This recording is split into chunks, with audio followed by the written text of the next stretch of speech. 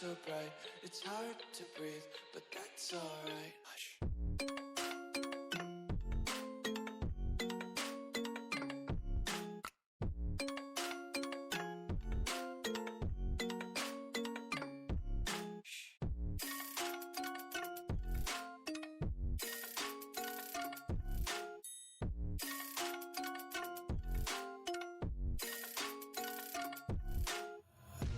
Take my eyes. Assalamualaikum warahmatullahi wabarakatuh. Welcome to my YouTube channel.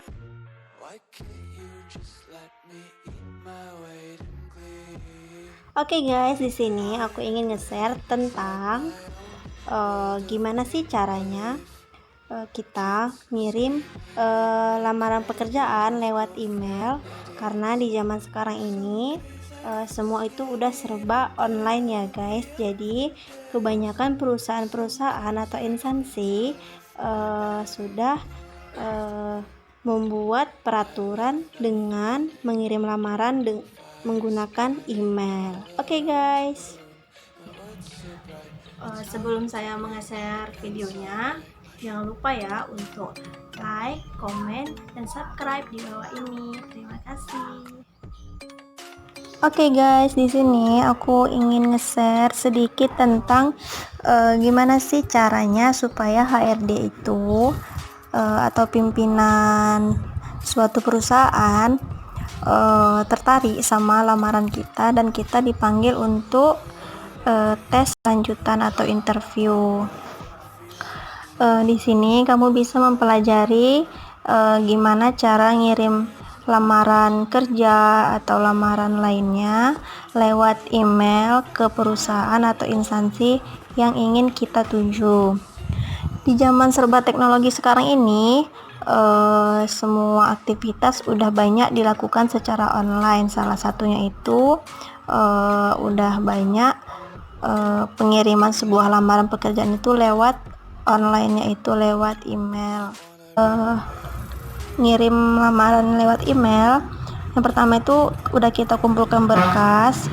Biasanya berkasnya itu berupa surat lamaran kerja, kemudian daftar riwayat hidup atau CV kita, kemudian scan ijazah, kemudian scan sertifikat pendukung seperti pelatihan-pelatihan atau seminar, kemudian scan KTP, pas foto, scan KK. Kemudian kita harus membuat atau kita harus memakai email yang profesional ya guys. Jangan email yang alay atau email pribadi. Kita harus pakai email yang formal. Kemudian kita harus memperhatikan waktu pengiriman guys.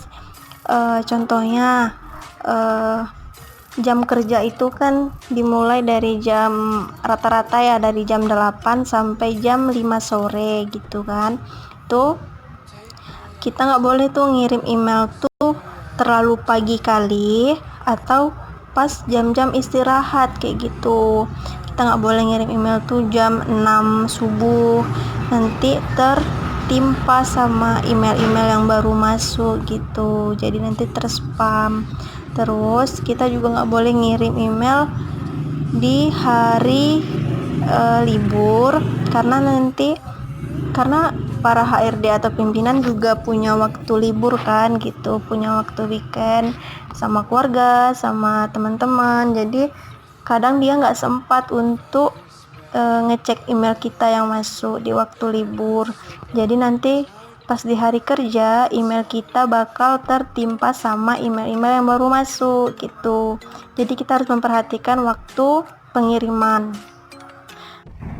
Oke guys, di sini aku ingin nge-share sedikit tentang gimana sih caranya ngirim email lamaran pekerjaan yang baik dan benar supaya HRD atau pimpinan perusahaan tersebut yang ingin kita lamar pekerjaannya tertarik dan memberikan kita kesempatan untuk tes tahap selanjutnya atau mengasih kita kesempatan untuk mengikuti interview. Oke guys, di sini kita mulai aja ya. Kita masuk ke Gmail. Oke, di sini kita harus menggunakan alamat email yang profesional atau yang formal. Di sini kita bisa lihat dari kepada subjek tulis email. Dari di sini kita menggunakan alamat email kita yang formal, yang bagus. Kemudian di sini ada kepada, kita bisa menulisnya atau mengisinya dengan email yang ingin kita tuju. Nanti saya contohkan, kita ambil satu info loker dan disitu kita bedah langsung ya guys. Kita bahas gimana cara membuat emailnya yang baik. Kemudian di sini subjek di sini kita harus mengisi atau menulis sesuai dengan ketentuan dari perusahaan atau instansi tersebut. Jadi kalau instansi minta subjeknya harus bla bla bla, kita harus membuatnya sesuai instansi inginkan gitu. Kita nggak boleh asal-asal buat aja.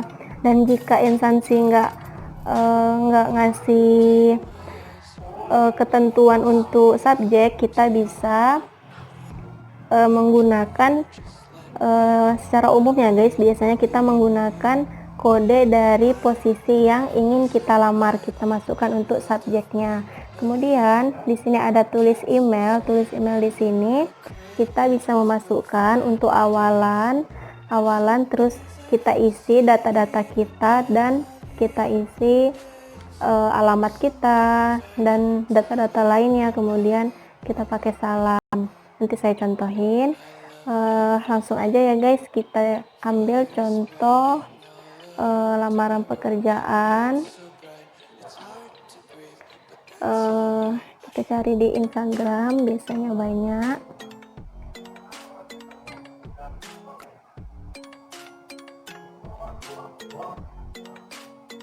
Oke guys, di sini ada contoh dari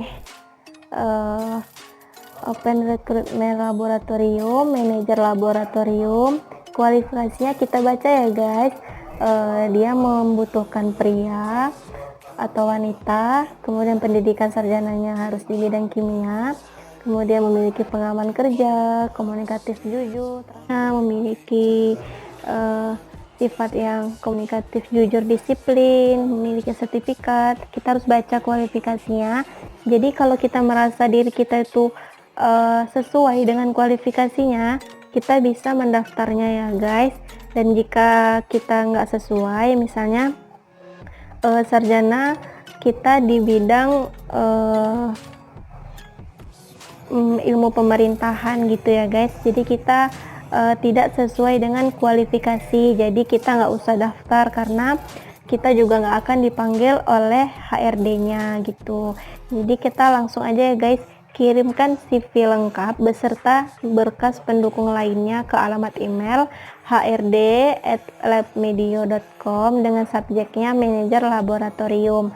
Jadi kita langsung aja tulis emailnya, langsung kita kirim ya guys. Di sini saya akan contohkan sesuai dengan lamaran pekerjaan tadi. Kita tulis email yang ingin kita tuju tadi, hrd@labkimiamedio.com.